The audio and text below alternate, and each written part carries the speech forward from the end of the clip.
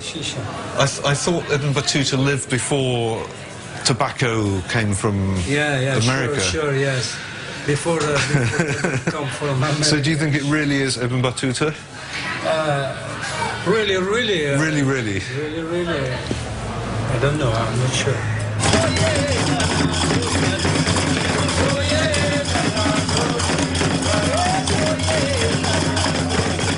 My search for Ibn Battuta begins in the Kasbah, the oldest part of Tangier, where the traveller lived as a small boy.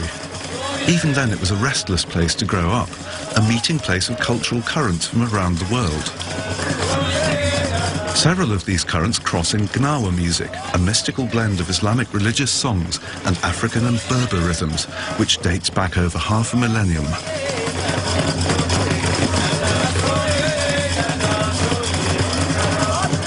I wanted to know if the travel bug had infected all Tangerines across the centuries. Tangier people, they like to travel, to live. The real Tangerine is multicultural. You must have heard of Ibn Battuta. Sure, yeah, this is very famous, yeah. That was behind me is the door where he used to live, the Battutah. And he started traveling from... What, he lived here? He lived here. Seriously? Seriously, I'm talking seriously. You don't know this? No, I really didn't. Just behind me, if you look, there's a small door here. You're really serious? Sure. You're not kidding? It was here, yeah. He started his trip. Yeah. He was prepared, his horse and his animal donkey here with his father. Well, Abdul Majid has just told me that we're actually sitting right next to Ibn Battuta's house. Sure, this one. And I'm absolutely... I mean, you could knock me down with a feather, as they say. In the story of his adventures, Ibn Battuta tells us nothing of his early life and next to nothing of his life once he'd finished his 30 years of travelling. We know that he was born in 1304 and that he was educated in Islamic law. We know that he had a beard and that he was from a respectable family, but that's about it. I needed to search for his spirit, for his reincarnation, for glimpses of his face among the crowds of today's Tangerines.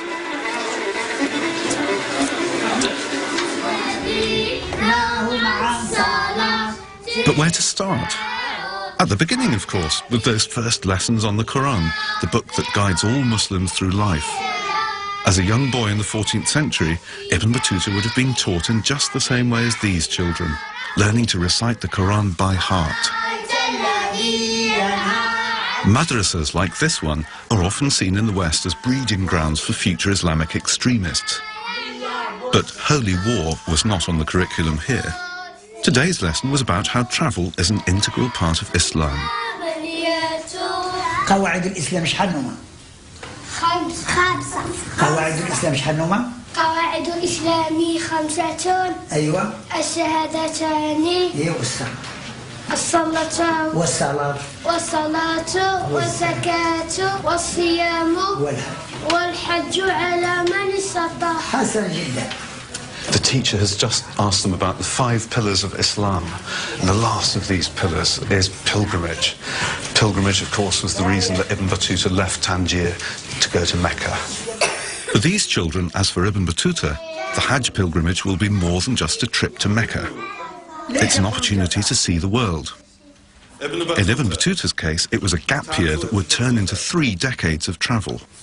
Saying of the Prophet, seek knowledge even if the journey takes you all the way to China.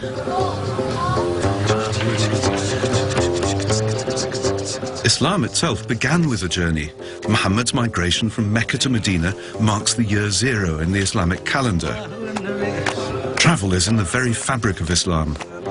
And although the physical relics of Ibn Battuta had proved elusive in Tangier, his wanderlust remains as strong as ever. It was now time for me to move on, chasing the traveller's shadow across North Africa. I set out alone, having neither fellow traveller in whose companionship I might find cheer, nor caravan whose party I might join, but swayed by an overmastering impulse within me and a desire long cherished in my bosom to visit these illustrious sanctuaries. So I braced my resolution to quit all my dear ones, female and male, and forsook my home as birds forsake their nests. My age at that time was 22 lunar years. Ibn Battuta left Tangier for Mecca in 1325 and headed east through modern Algeria, Tunisia and Libya. His account of the journey is sparse until he arrives in the city he calls a unique pearl, Alexandria.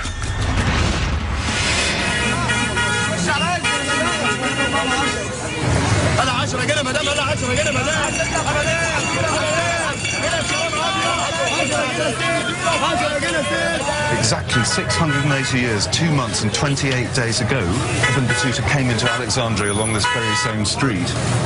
In those days it would have been remarkably similar to what it's like now, a sort of a busy market street full of clothes, kind of deconstructed Marks and Spencers.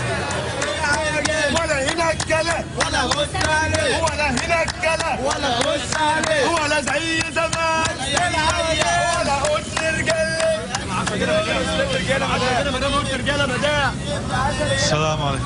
هلو البريزة ايه؟ بريزة البريزة ايه؟ $2. $2. 2 لا لا لا نو لا لا 20 جنيه. الكلام ايه؟ شكلك هتغيبني. انا اسمعك من اخر. انا اسمعك من طرف الشارع وين بتقول 10 جنيه. تفضل تفضل يا راجل تفضل. ب5 جنيه ب5 جنيه. الرجال يا مدام ببريزة.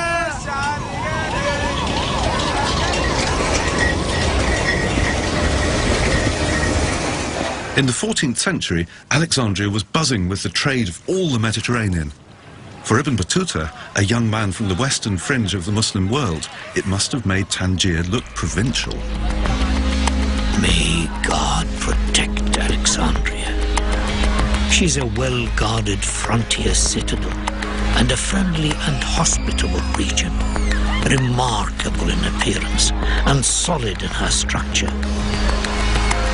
Glorious in her surpassing beauty, uniting in herself the excellences that are shared by other cities through her mediating situation between the East and the West. Every fresh marvel has there its unveiling. Every novelty finds its way thither.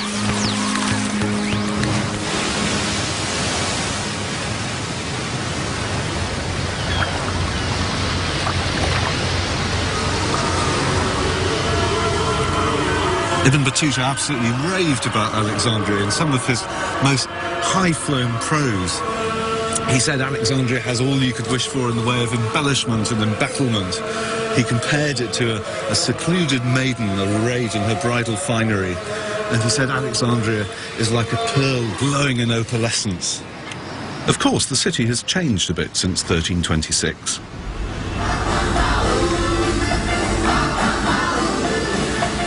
If Alexandria in the 14th century was a secluded maiden, I'm not sure what you'd call her today. Perhaps a woman of a certain age.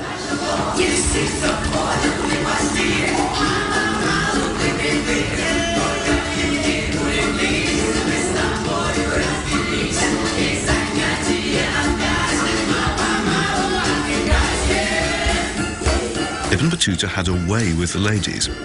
He'd already picked up his first wife on the road to Alexandria, divorced her after an argument with his father-in-law, and then married another woman. But I had no one to keep me company, and Alexandria is a rather sad place to be alone in.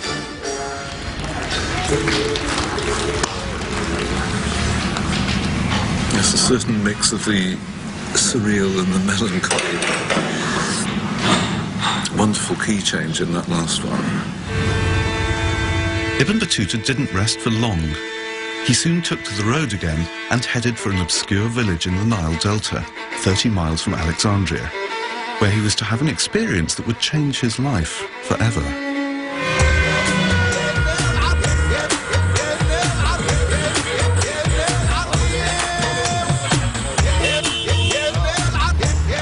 He wanted to meet Egypt's greatest living holy man. I headed off to the countryside to see if any memories of the sage had survived. تعرف منية بني مرشد؟ أنا أعرفها جنبنا. نعم. قرية جنبنا. أيوة قرية. نزور المرشدي. نزور جامع المرشد. الله سامع عن الولي. تعرف إيه عنه؟ كان راجل صالح معروف. صح. عارف.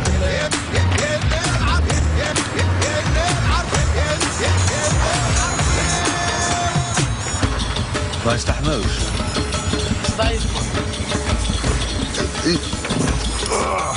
He seems worried about his delicate tuk-tuk, about taking it over the bumpy road, so I think I'll have to walk the rest of the way.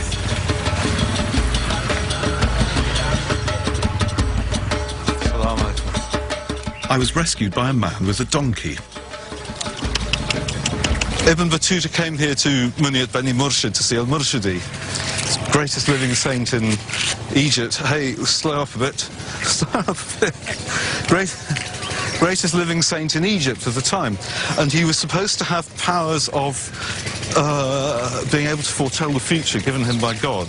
We're just about to collide with a gaggle of geese here. Assalamu alaikum. Azayyakum. Thank you. It's a wonderful Louis Farouk sofa here, sitting by the canal. The retreat of this holy man, whom I had come to visit, lies close by a town and separated from it by a canal. I arrived before the hour of the afternoon prayer. There it is, afternoon prayer being called. I'm not sure Muniat Beni Murshid had seen many foreigners since the 14th century.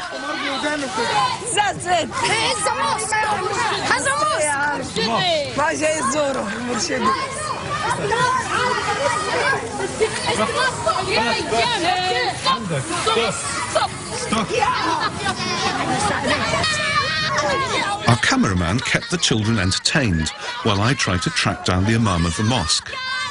When I found him, he didn't seem very pleased with the manner of our arrival. Still, he took me under his wing and told me that the mystical saint had a tomb which was attached to his mosque. When Ibn Battutah met the man buried here, he had one of the strangest experiences of all his travels. As the children closed in on us again, the imam commandeered my copy of Ibn Battutah's book and soldiered on with the story. ونزل هذا الأمير بمعسكره خارج الزاوية، ولما دخلت على الشيخ رحمه الله قام لي وعانقني وأحضر طعاما فوكلني، وكانت عليه جبة صوف خضراء وعمامة صوف سوداء. النوم قال لي اصعد. When I wanted to sleep, he said, "Go to the roof and sleep there," for this was during the summer heat. That night, as I was sleeping on the roof of the cell, I dreamt that I was on the wing of a huge bird, which flew me in the direction of Mecca, then made towards Yemen, and finally made the long flight towards the east, alighted at some dark and greenish country, and left me there. I was astonished at my dream, and said to myself, if the holy man shows me that he knows of my dream, he's all that they say he is. Next day he gets up and the saint interprets the dream and says it means he'll go on the pilgrimage, he'll go to Yemen, he'll go to Iraq, to the land of the Turks, to Central Asia, and he'll end up in India, where he'll fall into a great danger. But don't worry, because a brother, a spiritual brother of the saint from here, will save Ibn Battutah from it. And so it came to pass. The prophecy reads like a contents page to Ibn Battutah's travels. 15 years later, he was even to have the foreseen near-death experience in India. I was amazed at his prediction. Now the idea of going to these countries had been cast into my mind. My wanderings never ceased, until I visited them. Standing on the very roof where Ibn Battutah had his prophetic dream, I too felt time and space slipping away.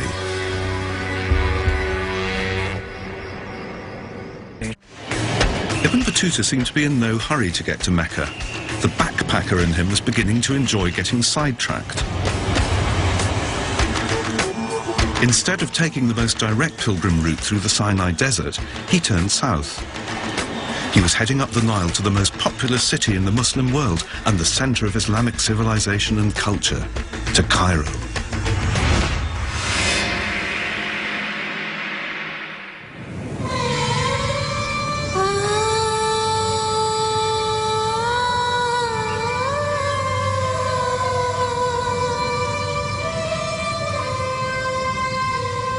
I arrived at length in the city of Cairo.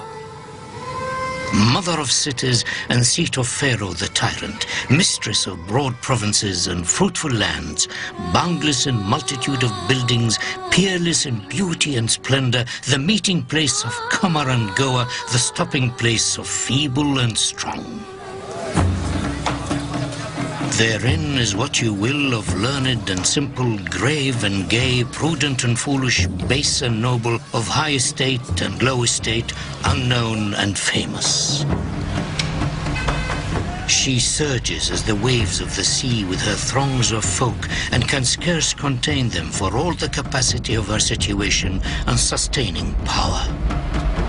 The population of Cairo in the first half of the 14th century was around 500,000, 15 times larger than that of London at the same period. If Alexandria had seemed metropolitan, Cairo was megalopolitan. It was the seat of Arab arts, letters and sciences, and even had an eye hospital which offered cataract operations. Al-Azhar claims to be the oldest functioning university in the world. It was founded some 3 centuries before the first Oxford College.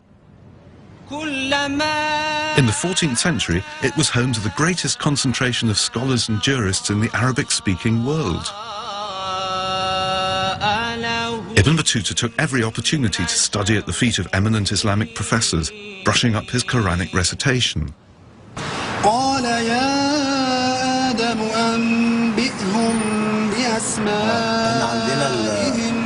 الإخفاء احنا عاوزين بين الميم والباء انفراج بين الشفتين حتى يخرج الهواء.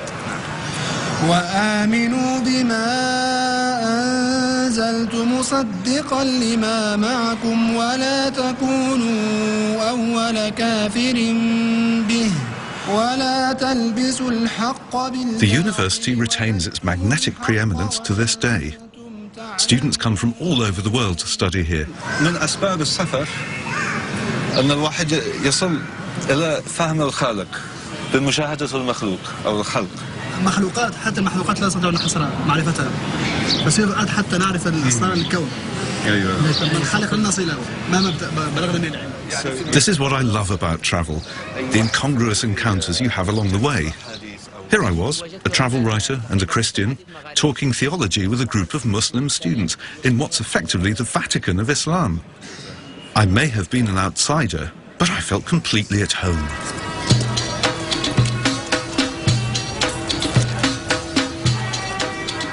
The Egypt Ibn Battutah travelled through had a unique and strange political system. Young Turkish slaves were bought wholesale from the Central Asian steppe and taken to Egypt. They were converted to Islam, taught the arts of warfare, and finally freed from their bondage. The top government commanders and the Sultan himself were then chosen from among their ranks. This warrior caste were known as the Mamluks, which means slaves, and they ruled with an iron fist. When Ibn Battutah stayed in Cairo, the Mamluk Sultan was Muhammad al-Nasir ibn Khalawun. Well, there's this rather nice story, well actually it's quite a nasty story that tells you exactly what Muhammad al-Nasir, the Sultan, was like. And it's that he was born with his fists sort of clenched like that, and when they opened them up, blood poured out. And the midwife said, he's going to be a bad one, he's going to have a bloody reign. And she was right. One of the things that he did, actually right here at Bab Zuwayla, there was some convicted criminal, I forget what he'd stolen, and he had the guy crucified on this gate in drag. Although, as far as I know, the current Egyptian president doesn't string people up in skirts, he still runs a tight ship. Democracy is theoretically encouraged, but in practice, all political opposition is stifled. The week I arrived in Cairo, the long-running conflict between the Israelis and Palestinians had exploded again. The Egyptian security services feared demonstrations after Friday prayers, and they were taking no chances.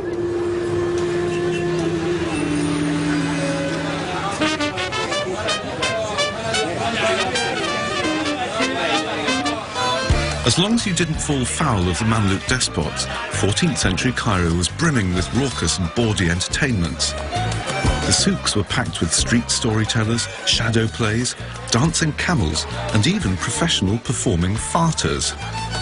For Ibn Battutah, Egypt was one of the culinary high points of his travels. In this city, there are to be had various preparations of buffalo milk cheese, which are unequaled for sweetness and delicious taste. I needed a good food guide to the city. Habiba is an old friend of mine and a talented cook. She took me off to the market to introduce me to the tastes Ibn Battutah enjoyed when he was here. Would you like some old cheese? Old cheese? Yes. I don't know if I like the sound of it.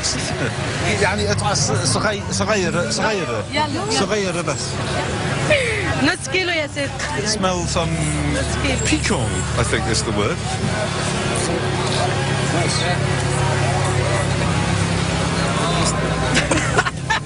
It's got something sort of restorative in it.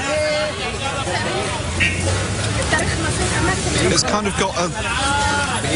Do you know, when I was at school we had these changing rooms that had, they always smelled of socks.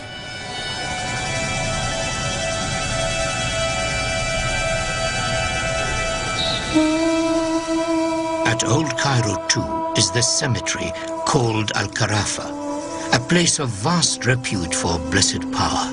For it is part of the Mount of Al-Muqattam, of which God has promised that it shall be one of the gardens of paradise.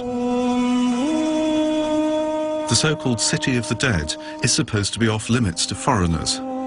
This was once simply a cemetery, but over the years the urban poor have moved into the tombs. The government now regards it as an embarrassment. Habiba was born here and managed to sneak us in. Habiba's mother had died recently. She told me that although the traditions Ibn Battutah described are disappearing, Egyptians still have a special relationship with their dead. I never found anywhere in the world how we look after the dead more than the life before. Yeah, it's an important part of our life, yeah. The dead and the cemetery and stuff. It's very, very important. Everybody wants to be sure he has his tomb, like the pharaoh, you know, and it's where it is and should be closer to his family. And we mourn for a long time, and you never stop. You never stop. For me, if I pass here, anytime I say a prayer for the dead. But from وَنَحْنُ اللَّاحِقُونَ. You are the ones who go before us, yes, and we are the ones who come after you.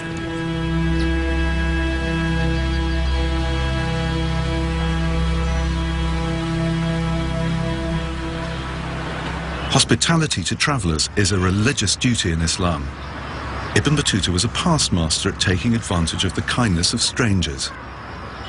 Knowing I'm a fair trencherman myself, Habiba rounded off my culinary adventures in Cairo with one of her signature dishes. This is a surprise for Tim. I'm cooking him a testicle. It's a lamb testicle. I'm going to marinate in onion and black pepper and salt, and then I'll do it in the... It's very painful actually to cut it, I don't know. It hurts. Yeah. Also, we are going to cook this delicious stew with okra. It's called bamiyan Arabic. And prepare some meat and tomato sauce and garlic and cook it in it. This is the whole idea of this meal is something people eat forever. Do you think Ibn Battutah might have eaten some of these? I'm sure. And I'm sure he ate some testicles too. Okay. This is my surprise for you tonight. Some barbecued testicles. Enjoy. Oh, they're beautiful. And they're even in pairs. Habiba, look, it looks like you've emasculated 5, what are they, rams? Just for my delectation. Ibn Battuta was fascinated by aphrodisiacs, and in Egypt, testicles are generally held to ginger up your sex life. Neil, you'll go for some bollocks, won't you?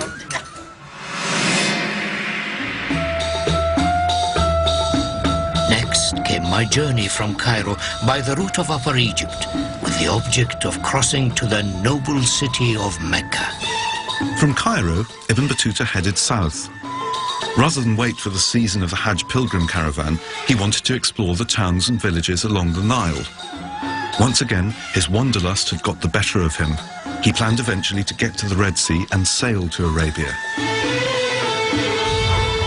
The Egyptian authorities had forbidden us from filming in Middle Egypt because of security concerns. So I made straight for the city of Luxor and picked up the trail there. In Ibn Battuta's time, the word tourism meant spiritual, transcendental travel. But for the millions of visitors who come here each year, it's something a bit more down to earth. The wife wanted to come to Egypt. We were supposed to bring her last year, but we couldn't, so we came this year, and this is his first trip abroad. Great. An American friend of ours, her husband's Egyptian, and he said that we needed to go to Luxor first. He said that all the artifacts are here, so we flew him to Luxor, and we've been going to the Luxor Temple, the Karnak, Valley of the Kings, and tomorrow we have the hot balloon ride. Hot balloon ride? Yes. Wow.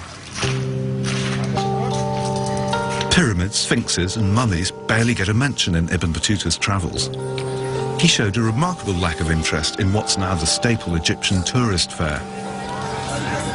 But perched on top of one of the pharaonic temples in Luxor, all but ignored by the tour groups below, is a tomb hunter's treasure.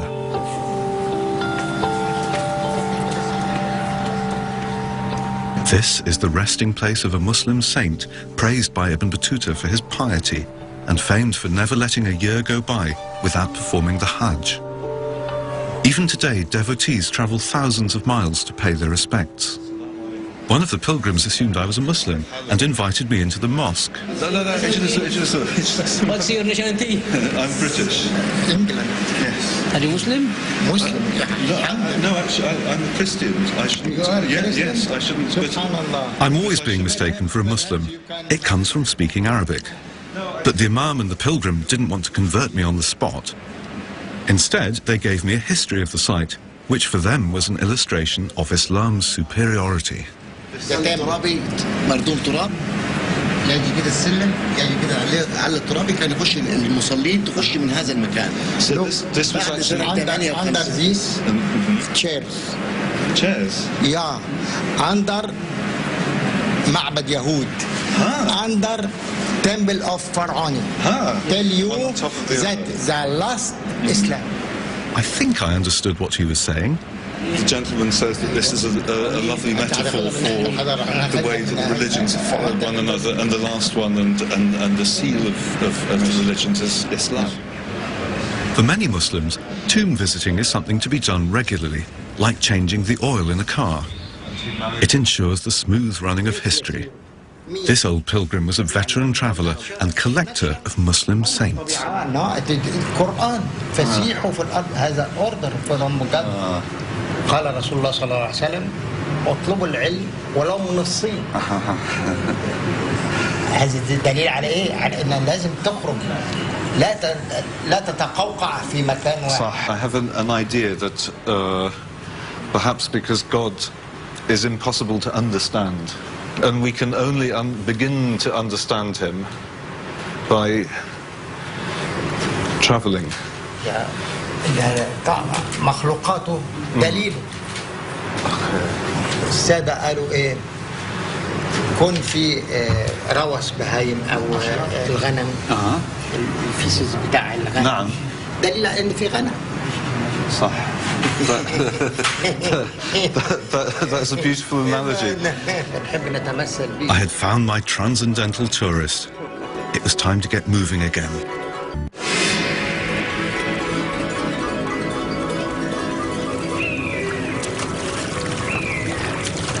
From Luxor, Ibn Battuta continued south up the Nile.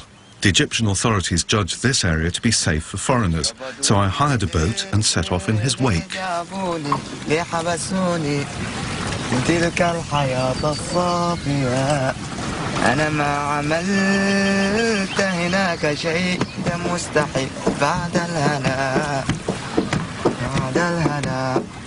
The Nile is one of the 5 great rivers of the world.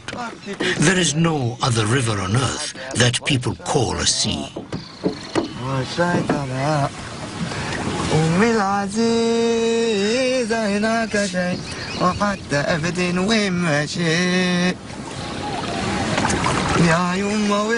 It is related in an unimpeachable tradition of the Prophet of God, peace be upon him, that the Nile, the Euphrates, the Sahan and Jahan are each rivers of paradise. ونيل مصر يفضل أنهار الأرض عذوبة مذاق واتساع قطر وعظم منفعة. Our boat hand, Mustafa, had lived on the Nile all his life. ليس في المعمور مثلها ولا يعلم نهر يزدرع عليه ما يزدرع على النيل. صحيح الكلام هذا؟ يعني أنت كنت سمعت عن أي نهر ثاني؟ لا ما سمعتش غير عن نهر النيل. نهر عظيم يعني واكتشاف نفسك للزرع يعني والأرض يعني كتير. والخير الحمد لله كتير يعني. الحمد لله. While Ibn Battuta was travelling up the Nile, he met another holy man, blessed with the power of prophecy. When he asked me what I proposed to do, I told him that I intended to make the pilgrimage to Mecca by way of Jeddah. He replied, "You will not succeed in doing that on this occasion. Go back, for you will make your first pilgrimage by the Syrian road and no other." I wanted a prophecy of my own from Mustafa. Would I succeed in following Ibn Battuta all the way across the world to China? شيء ممكن. شيء ممكن. ممكن. أنا أشوفك متفائل. ما أصل سهل أصلا. أنت لو ليك غية عن اللي أنت عايز تروحه هتروحه يعني. لو في نفسك اللي أنت عاوز تعمل زي ابن بطوطة هتعملها. إذا كان في نفسي. إذا كان في نفسك لو عايز تعملها هتعملها. يعني شيء متعلق بالنية. بالنية. في النية.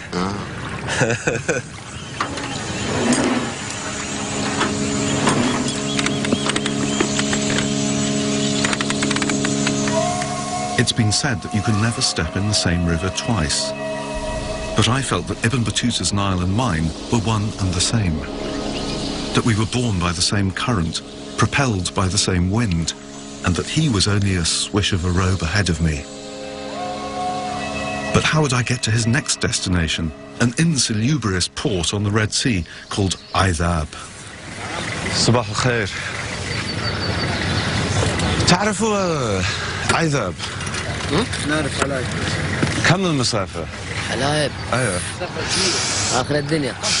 آخر الدنيا, at the end of the earth, he said. That's why I'm trying to get to the end of the earth. Actually, I am trying to get to the end of the earth in many ways. حلايب 350 كيلو. All right, okay. Now we're getting some facts. مشوار أهم هاي. وكيف الصحراء؟ الصحراء كلها رمل أصلا شمس. وعرب ده. وما فيش حنفية تسقي البهايم. And there's nothing for the Bahaim, the beasts to eat. No water. It's all sun and tiredness. Oh, صح. And the sun beats down on you until you're dizzy. Ibn Battuta did it in some comfort on camels. So perhaps we should go looking for camels. For all the years I've lived in Arabia, I've somehow managed to avoid camels. I'd always thought of them as nasty beasts that spit, bite and kick. I wasn't looking forward to this bit of Ibn Battuta's trip at all. When Ibn Battuta got to Edfu on the Nile, he hired some Arab camel drivers to take him across the eastern desert to the port of Aydab. Now, Aydab was a pretty funny place. If you didn't pay your taxes, you were in danger of getting strung up by your testicles. And like most places on the Red Sea, it was bloody hot.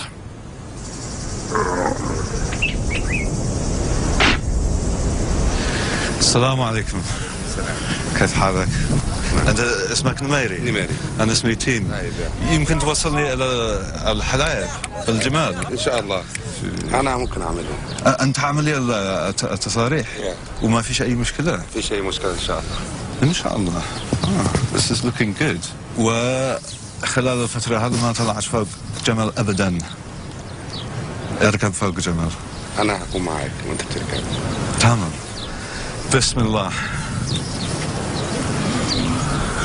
In Ibn Battuta's day, camel trains could be the height of luxury travel. I think he went across the desert in a camel litter. So I'm going to be rather more adventurous. You know, he went in a litter, sort of reading books and playing chess or something with his mate, who was sitting on the other side. It's actually quite comfortable so far. Oh, yeah? Oh, yeah? Now that's better. Oh, now I can cope with this. Off on the ship of the desert. We hired camels and set out through a desert totally devoid of settlements. This desert is luminous and radiant. There is no road, no track, only sand blown about by the wind. You see mountains of sand in one place, then you see they have moved to another. I've spent so much of my time hunting for Ibn Battuta that I sometimes don't notice when he creeps up on me. As we rode east towards Mecca, the 670 years between us seemed to fall away. Ibn Battuta was not destined to get to Arabia this way. Just as the holy man on the Nile predicted, he had to turn back at the Red Sea and eventually made the Hajj pilgrimage over land through Syria. For most pilgrims, Mecca was the end of the road. But for Ibn Battuta, his journey had only just begun. They say travel broadens the mind, but Ibn Battuta's journey wasn't just mind-broadening, it was mind-blowing. The next leg of his odyssey took him to the new frontiers of the Islamic world, the hills of Anatolia. It's breathtaking. I can see why you like this. The infidel cities of the Ukraine, and the empire of the mad Sultan of Delhi.